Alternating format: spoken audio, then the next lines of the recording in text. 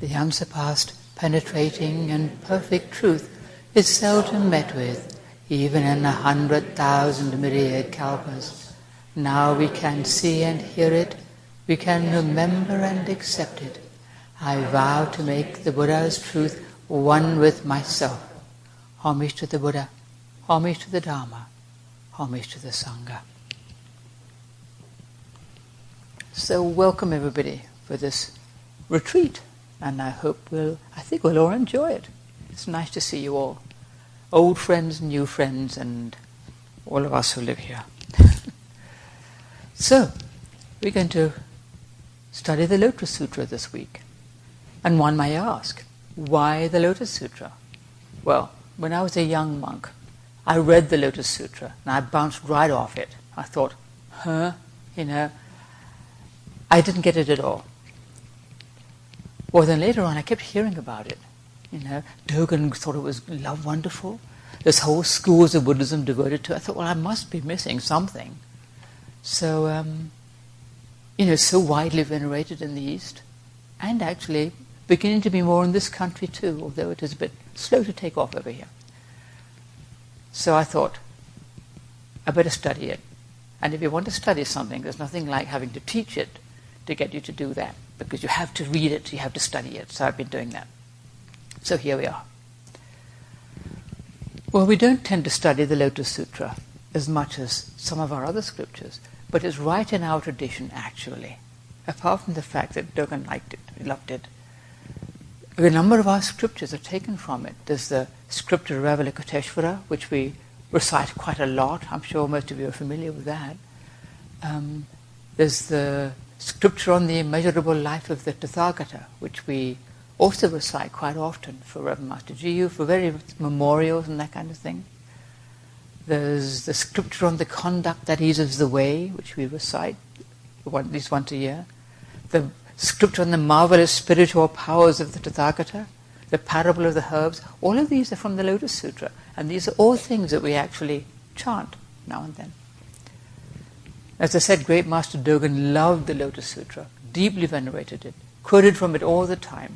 The Shobogenzo is full of things from that sutra, and you wouldn't necessarily know until you read it. You think, oh, that's familiar, He wrote whole chapters about it, based on it. He doesn't always say so, but when he quotes something a Buddha said, it's very often the Lotus Sutra. And why did he like it so much? Well, Dogen was ordained in the Tendai tradition, and that's one of those schools that venerate it, so he was raised with it, as it were. But he never put it behind. He went to the Chan school, he abandoned Tendai, but he still loved the Lotus Sutra, still quoted from it, just really loved it. And he was a really, a person of vast intellect and deep philosophy. And it's not a philosophical work, really. But he never felt he'd gone beyond it, And all his teachings influenced him, as you will see as we go on. He even put it into the names of the 10 Buddhas. We know, like the completely pure Buddha, Vajrayana Buddha, Dharma itself that we recite at meals and the like. He put in the great and excellent Dharma Lotus Sutra, that's Lotus Scripture. They've been reciting it for hundreds of years, and he bungs it in. So we recite it to this day. And as I said, it's interesting because it's not a philosophical work, it's not intellectual at all. It doesn't talk a lot about traditional doctrines of Buddhism. It doesn't go into details about the 12 steps of dependent origination and that kind of thing, although it mentions some of them. It's more a work of faith, written in faith, meant to inspire faith. And that's its great beauty, and I think that's why people love it. It's a work of faith. It opens the heart more than some others. It's just different, actually, from a lot of the other things we read and recite. They all open the heart. They're all works of faith. But there's something about the Lotus Sutra that's just a little different. Well, I've been reading some books and articles about the Lotus Sutra. I try not to read too many because that's deadly. But some of them are clearly written by people who love it and venerate it. and some aren't. And you can always tell the difference, because some people get kind of, this little sort of, it claims this and that kind of, and then people who really venerate it, they don't write like that at all. They sort of say, oh yes, this is this wonderful, here's this. And it just has a very different flavor.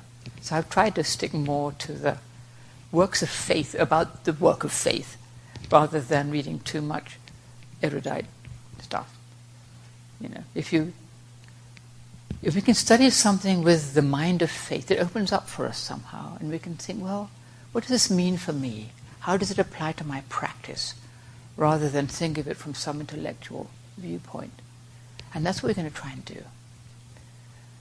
It can nourish us if we do that. We can use it to help us in our training. Otherwise, there's no point, really. It's just an intellectual exercise, A critical or skeptical mind, we miss its teaching. So we're here because we want to study the Lotus Sutra with the mind of faith. Because our tradition, really, is our practice is a practice of faith as much as anything. It's not just trying to get wisdom for myself. It's giving ourselves to the practice in faith, opening the heart in that way. It's not a scholarship tradition. Scholarship is fine. If we didn't have scholarship, we wouldn't even have the scriptures translated. But you've got to have that on the basis of faith. You need that as your fundament. Because you can trip over things, Sometimes you sort of think, what does this mean? This must be a problem here.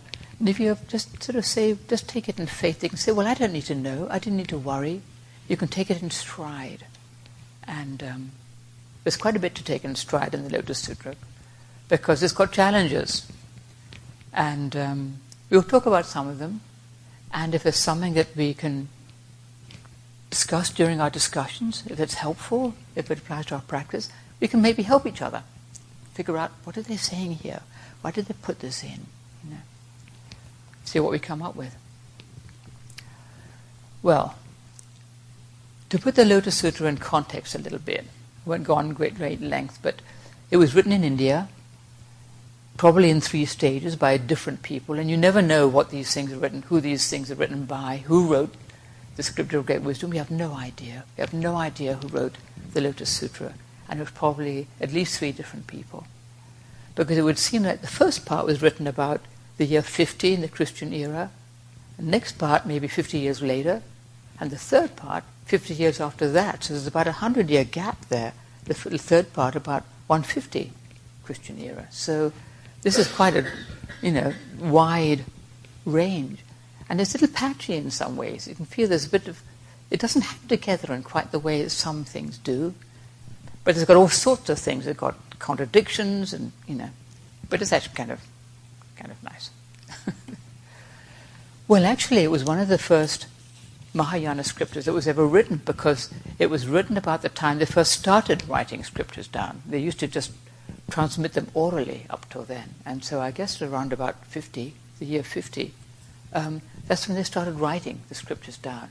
So it's one of the very first, and that thing is important, because it laid the groundwork for some of the Mahayana teachings. And I think it's one reason people venerate it, because there's things that we take for granted that are in there.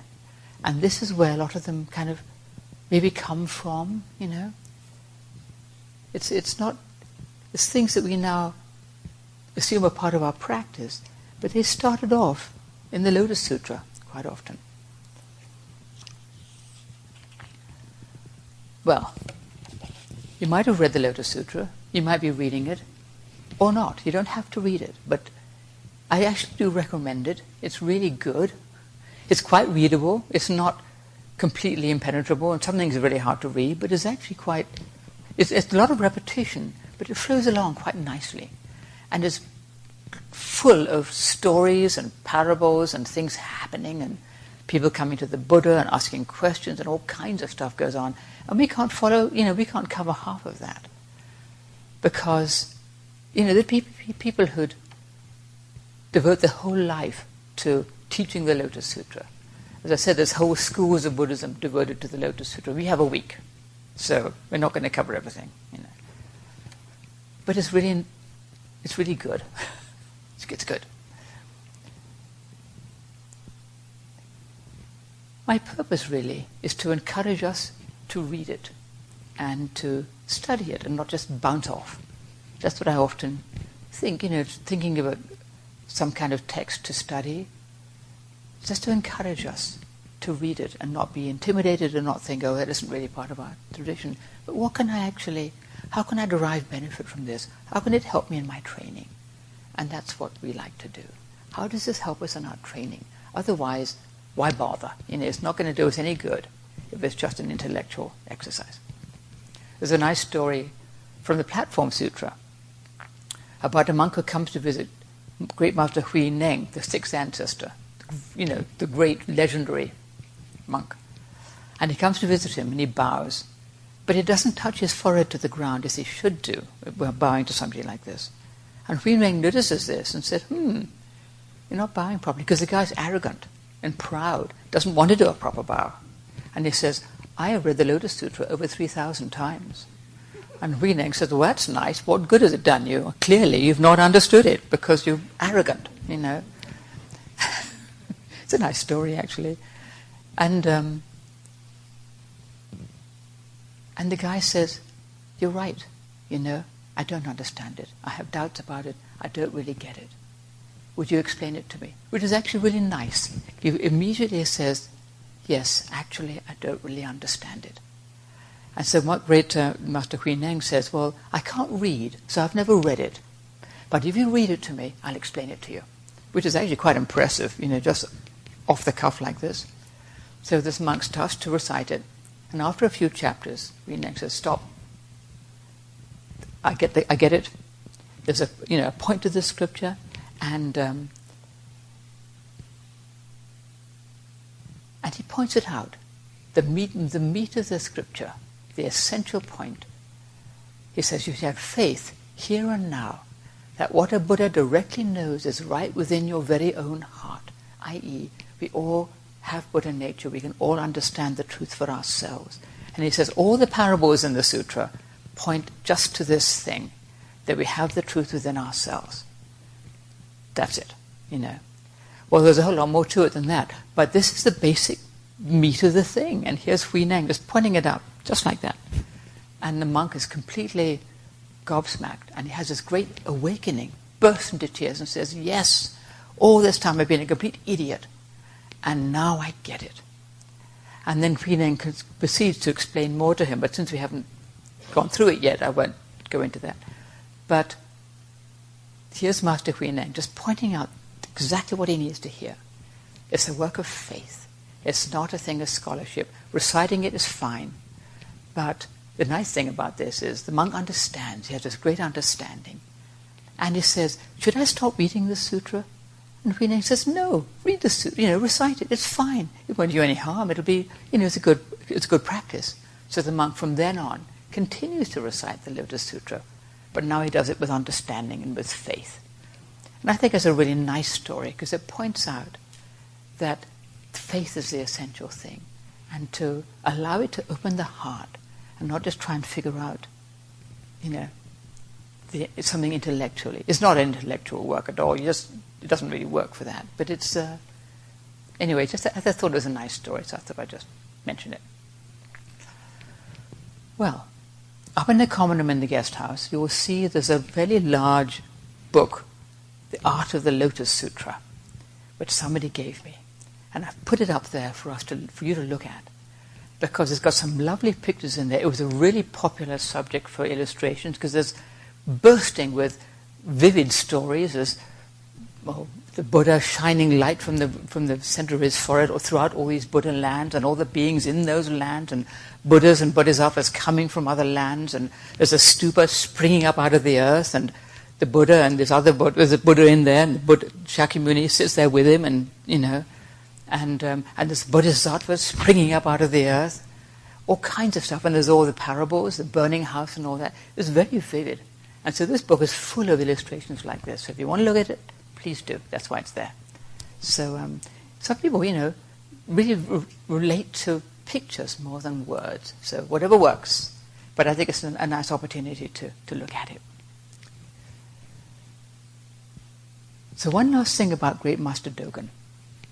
When he was very ill and dying, his monks persuaded him to go to Kyoto to look for a cure. Well, he didn't really want to go. He had a feeling it wasn't going to work. He probably had cancer, they think. But he goes. He says, okay, I'll go. I'll try it. So he goes to Kyoto. Sure enough, he doesn't recover. He stays with a lay disciple who takes care of him until he died. And it's said that he named this house the Lotus Sutra Hermitage. Some people say that's apocryphal, but I still think it's a nice story. The Lotus Sutra Hermitage is kind of nice. And when he was in his last days, he would circumambulate. There's a pillar in his room, and he had the characters for Buddha, Dharma, Sangha on it. And he would walk around this pillar, reciting one of the chapters from the Lotus Sutra, the chapter on the marvelous spiritual powers of the Tathagata, which is one of the ones that we recite. This in his last days. He loved the Lotus Sutra right to his dying day. In one of his last poems, he says, "How delightful, mountain dwellings so solitary and tranquil. Because of this, I always read the Lotus Blossom Sutra. With whole-hearted vigor under trees, what is there to love or to hate? How enviable, sound of evening rains in deep autumn." It's one of his last poems. So he loved it to his dying day, and maybe we'll love it too. So that's it. Just a little short introduction.